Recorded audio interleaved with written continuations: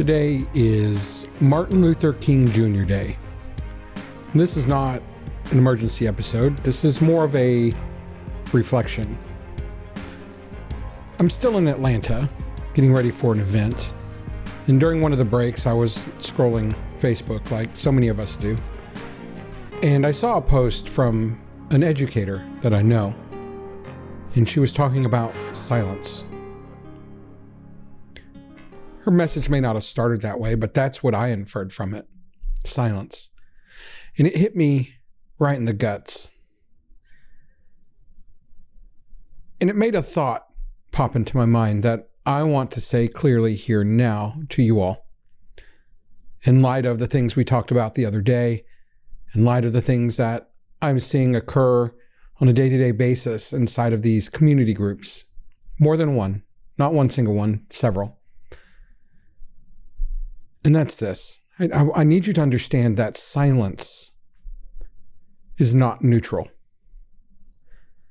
In our space, marching band, choir, theater, guard, drumline, boosters, that silence, it has a cost. Silence is what keeps the machine running when something is broken. That silence is precisely what lets dysfunction survive. And I get it, man. Sometimes silence feels like a safe option. But I'm telling you, it's not. That silence that you think is safe doesn't protect you. What it's actually doing is protecting the problem.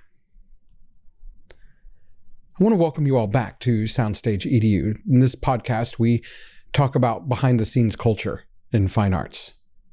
And some in front of the curtain type stuff too, but lately we're more behind-the-scenes culture. You know, the systems, the people, the very real pressure that we don't ever want to talk about. You know, those are the things that nobody ever speaks about. Nobody ever says it out loud, but we all know that everyone sees it. And today I want to talk about something that is so common, so normalized, it's the word we like to use, that we don't even realize we're doing it. And that's this. We just go quiet. We see things happening and we stay quiet. When kids are getting treated unfairly, we go quiet. Parents are getting publicly humiliated and nobody steps in. Staff behavior is inappropriate, so nobody says anything. And then booster dynamics turn mean. Students are put in unsafe situations. And then directors burn out. We all watch it happen. But instead of saying anything, we stay silent. And we call that professionalism. We call it staying in our lane. We call it not making waves, not rocking the boat, not upsetting the status quo. But a lot of the time, if we were to be just brutally honest here, it's fear. It's survival, it's silence, I get that. But it's fear. Here's why people go silent. And I want you to understand, I don't judge it. I understand this. Silence is what you choose when you feel like speaking up could actually cost you something. Like maybe your relationship with the director, your spot on the staff, your kids' placement, your access, your reputation, your sanity, maybe even your community standing. A lot of people that are quiet aren't quiet because they don't care. They're quiet because they feel trapped.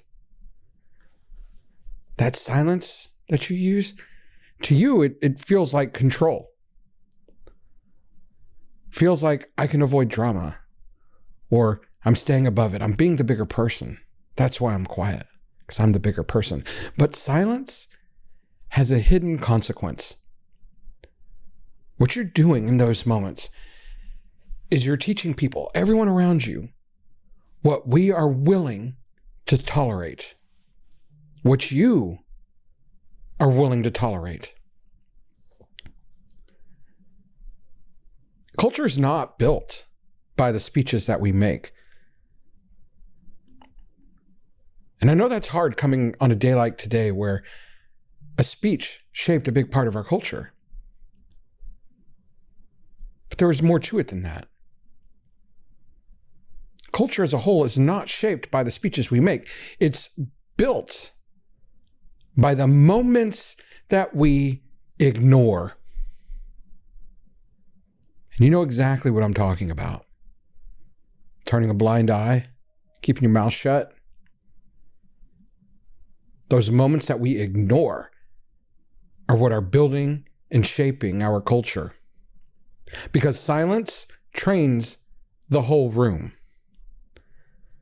When something wrong happens and the adults go quiet, a student learns that if I tell the truth, I'll be alone.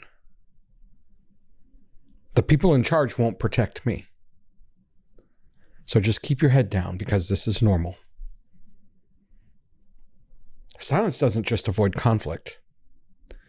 Silence actually creates a future where the conflict gets worse. And listen, in education and youth organizations, it's not the loud people that scare me most. It's the quiet people who saw it, yet said nothing. Because the loud people, I mean, shoot, at least you know where they stand, right?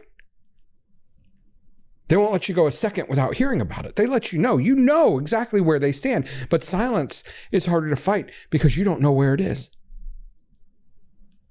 It's masked so well. Because it feels like everyone just agrees.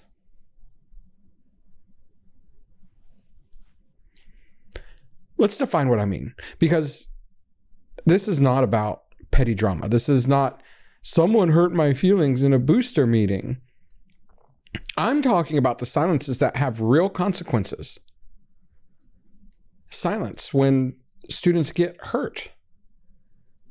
Be it physically, emotionally, relationally, psychologically. Silence when adults cross lines, maybe with inappropriate language, boundary violations, favoritism, bullying. Or silence when a system is unsafe. Maybe there's unsafe heat protocols, unsafe supervision, unsafe travel procedures, and unsafe behavior normalized as tradition. Or silence when someone becomes a target. You know what I mean. A student gets singled out, parent gets mocked, a new director gets shredded. And people watch it happen because speaking up would make them the next target.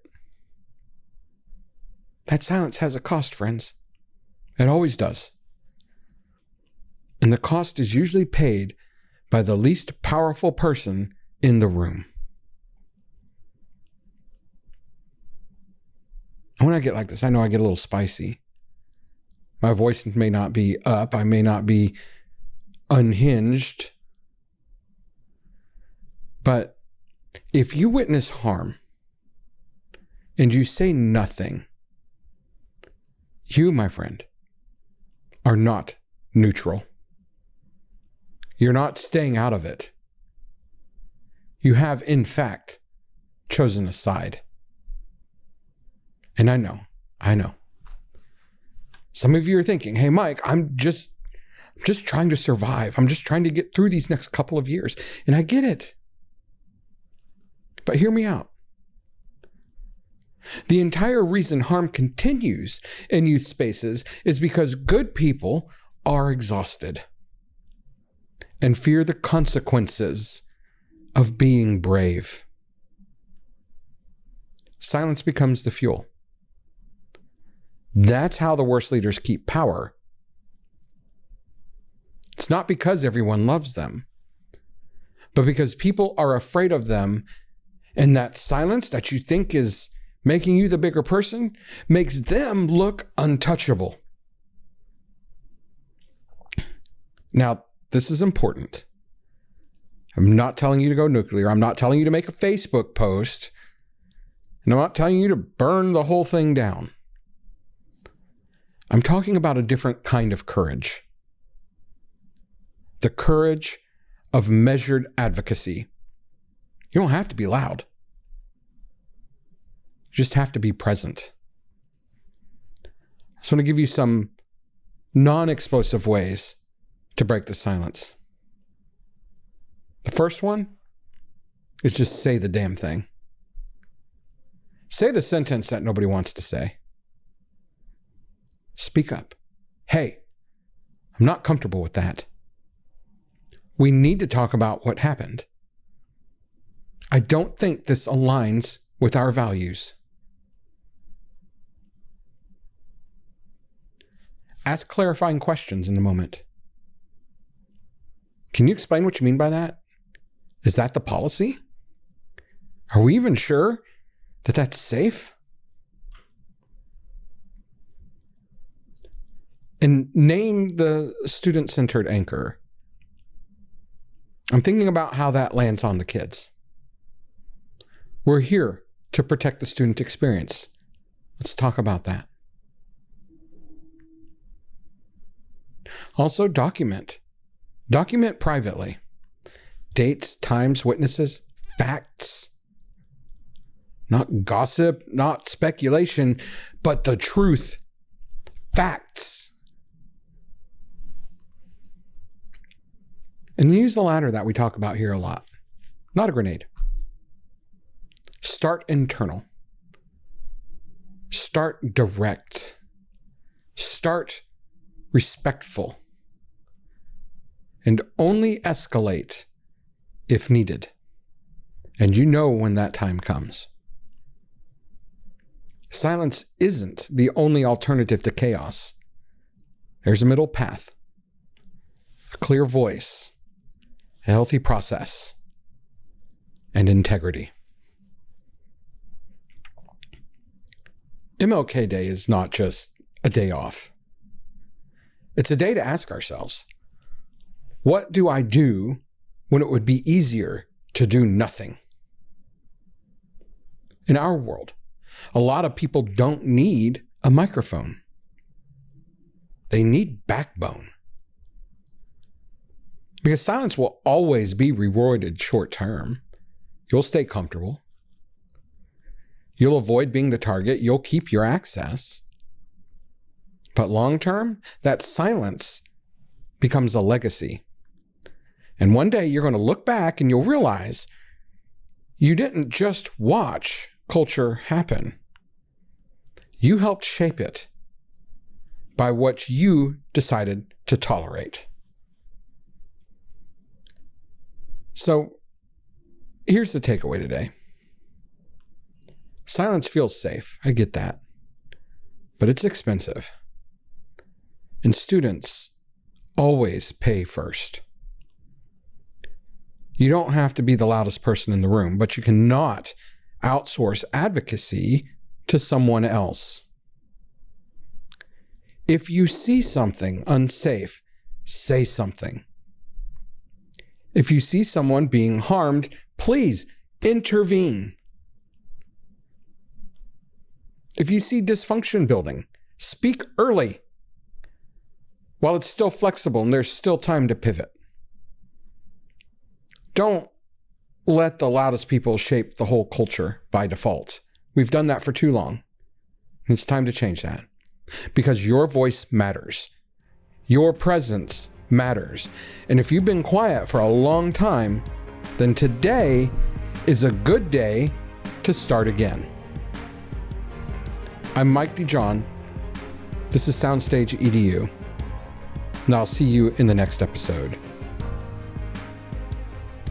And if this episode hits you, share it with one booster leader, one director, one staff member who needs a reminder. Silence isn't neutral, and advocacy doesn't have to be unhinged.